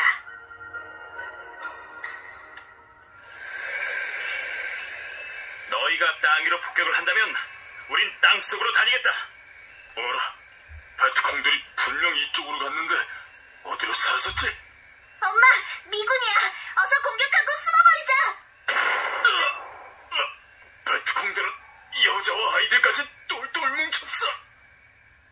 베트남 국민은 어른과 아이, 여자와 남자 할 것 없이 모두 한마음이 되어 싸웠습니다. 전쟁이 자신들에게 불리하게 진행되자 초조해진 미국은 베트남군의 계획을 망치기 위해 밀림을 아예 없애버리기로 했습니다. 약을 쳐서 식물을 말려 죽이자. 그럼 더 이상 숨지 못하겠지. 미군은 베트남 국토의 18%에 식물을 말려 죽이는 약품을 뿌렸습니다. 울창하던 밀림이 모두 사라져버리자 베트남 땅은 볼품없이 변했습니다. 그 후로도 미국은 죄 없는 민간인을 한꺼번에 총으로 쏴 죽이는 등 야만적인 행동을 멈추지 않았습니다. 그러나 베트남은 굴복하지 않았습니다. 오히려 더욱 똘똘 뭉쳐 저항했습니다.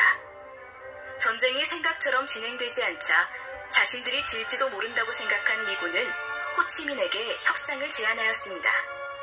그리고 차츰 베트남에서 철수하기로 약속했습니다. 드디어 전쟁이 끝나가는군요. 주성님도 이제야 마음이 평온해지신 것 같아요. 꿋꿋이 잘 견뎌주었구나. 이제 우리 땅에도 곧 평화가 찾아올 거야. 주성님, 의사를 불러두었어요. 어서 들어가시죠. 괜한 짓을 했구먼. 이게 자연의 이치라네. 나도 이제 8인걸. 당분간 쉬셔야 합니다. 주성님, 곧 생신인데 빌고 싶은 소원은 생각해 두셨어요? 내 소원은 언제나 하나이지요. 베트남이 우리 힘으로 통일을 이루는 것. 그럼 주성님 생일날 우리 모두 통일된 남베트남에 함께 가는 것은 어떨까요? 정말 좋은 생각이네요. 내 생일에는 우리 베트남이 하나가 된 모습을 볼 수 있겠지요. 그럼요. 볼 수 있고 말고요. 통일이 바로 눈앞에 있는 거려.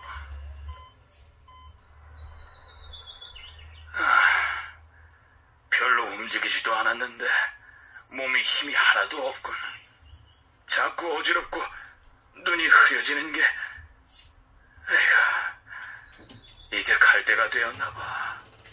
내가 갑자기 떠나도 동료들이 당황하지 않도록 유언장을 미리 써놓아야겠어. 호치민은 자신에게 다가오는 죽음을 예감할 수 있었습니다.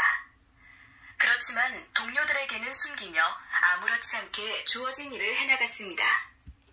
주성님, 남은 일은 저희에게 맡기고 들어가세요.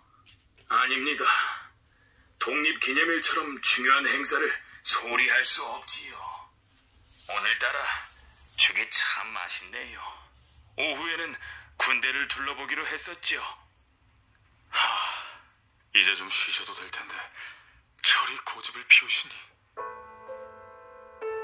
1969년 9월 2일 베트남이 프랑스로부터 독립한 지 24년째가 되는 날, 호치민의 심장은 영원히 멈추었습니다.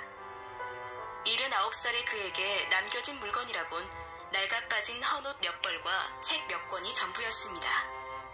사람들은 호치민의 앙상한 몸과 소박한 물건들을 보며 눈물을 참지 못했습니다. 오늘은 유난히 피곤한 날이었어. 눈꺼풀이 무겁구나. 그토록 바라시던 통일이 머지 않았는데 어찌 눈을 감으셨습니까? 호치민의 장례식에는 수만 명의 베트남 국민이 모여들었습니다. 광장에는 늦여름의 햇살이 견디기 어려울 만큼 뜨겁게 내리쬐고 있었지만 누구 하나 자리를 뜨지 않았습니다. 민족의 지도자 호치민이 세상을 떠난 후에도 베트남은 전혀 흔들리지 않았습니다.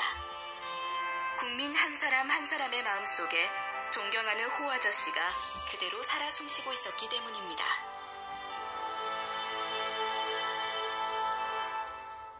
요즘 미국의 정치가 매우 어지럽다고 합니다. 이 틈에 우리 땅에서 미군을 몰아내야 해요. 좋은 생각입니다. 우리 민족의 통일을 위한 마지막 전략을 호치민 대작전이라고 부릅시다. 그래요. 호치민 대작전은 베트남의 통일을 이끌 것입니다. 이렇게라도 주성님이 간절히 바라셨던 소원을 이뤄드려야죠. 1975년 3월 미국을 향한 베트남의 마지막 공격, 호치민 대작전이 감행되었습니다. 전진하라! 하나된 베트남을 위하여! 우리의 앞은 높고 험할 것이다. 그러나 베트남은 강하다. 승리의 깃발을 위하여 전력을 다해 싸우자! 베트남 국민은 통일을 원한다! 미국은 물러가라! 미안해. 곧 북베트남군이 들이닥치겠군. 도망쳐! 미군들은 탈출하라! 탈출하라! 이상하다. 왜 이렇게 조용하지? 미군들이 벌써 빠져나갔나? 그럼 미국 대사관으로 가야지. 미군들은 이미 모두 도망쳤어요. 헬리콥터가 와서 대사관에 있던 마지막 놈들까지 남김없이 태우고 갔습니다. 겁쟁이 녀석들. 우리가 무서워 일찌감치 도망쳤고. 드디어 남과 북이 하나가 되었어. 베트남 민주공화국 만세! 호치민 대대전 만세! 1975년 4월 30일 미국이 베트남에서 완전히 물러난 것을 확인한 북베트남 군인들은 남베트남 국기를 내리고 베트남 민주공화국의 국기를 올렸습니다. 10년 동안이나 계속된 전쟁은 호치민이 이끈 북베트남의 승리로 끝났습니다. 베트남 전쟁은 세계에서 가장 힘세고 부자인 나라 미국이 처음으로 진 전쟁이었습니다. 호치민 주석님, 보고 계신가요? 당신이 평생을 바쳐 그토록 꿈꿨던 베트남의 독립과 통일의 이 순간을, 이 가슴 벅찬 광경을요. 내가 죽은 후에 웅장한 장례식으로 돈과 시간을 낭비하지 말라.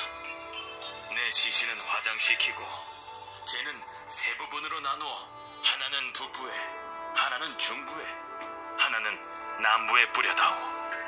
무덤에는 비석도 동상도 세우지 마라. 다만 나를 만나러 온 사람들이 쉬어갈 수 있게 작은 집을 하나 지어두면 좋겠다. 호치민은 자신의 장례식을 치르기 위해 국민의 세금을 낭비하는 것을 원하지 않았습니다. 그러나 호치민을 사랑하고 존경했던 베트남 사람들의 마음은 그렇지 않았습니다. 결국 호치민의 시신은 썩지 않게 보관되어 베트남의 수도 하노이에 있는 바딩 광장 가운데에 모셔졌습니다. 호 아저씨를 만나고 나니 마음이 편해지는군. 아버지, 호 아저씨는 정말 멋진 지도자예요. 힘센 사람들과 당당히 맞서 우리나라를 지켜내셨잖아요. 지금도 베트남 곳곳에는 호치민의 흔적이 남아있습니다. 베트남에서 가장 큰 도시 호치민시, 베트남 최고 정치교육기관 호치민 정치학원과 호치민 청년동맹, 베트남의 남북을 관통하는 도로 호치민 국도에 이르기까지 호치민은 베트남 민족에게 영원히 지워지지 않을 이름이 되어 살아 숨쉬고 있습니다. 호치민이 세상을 떠난 날, 전 세계에서 그의 높은 뜻을 기리는 글을 보내왔습니다. 호치민이 죽는 날까지 적군으로 싸웠던 미국의 언론도 여기에 목소리를 더했습니다. 미국의 시사잡지 뉴욕타임즈는 다음과 같이 썼습니다. 베트남과 가장 마지막까지 적대적인 관계에 있던 우리 미국 사람들도 작고 마른 호 아저씨에게 숭배와 존경의 감정을 가지고 있습니다. 미국의 또 다른 시사잡지 타임은 호치민의 얼굴 사진을 표지에 싣고 다음과 같은 글을 바쳤습니다. 호치민, 이 지구상의 어떠한 민족 지도자도 적의 총칼 앞에서 그토록 오랫동안 집요하게 맞선 인물은 없었습니다. 우주만큼 넓은 심장을 가진 사람, 아이들에 대한 한없는 사랑을 가진 사람, 권력을 가지고서도 안락한 생활을 바라지 않았으며 어떠한 부귀영화도 누리지 않았던 사람, 그 이름은 바로 호치민입니다. 베트남 사람들은 오늘도 자신의 목숨보다 민족의 행복을 먼저 생각한 속 깊은 지도자 호치민을 기억하며 살아가고 있습니다.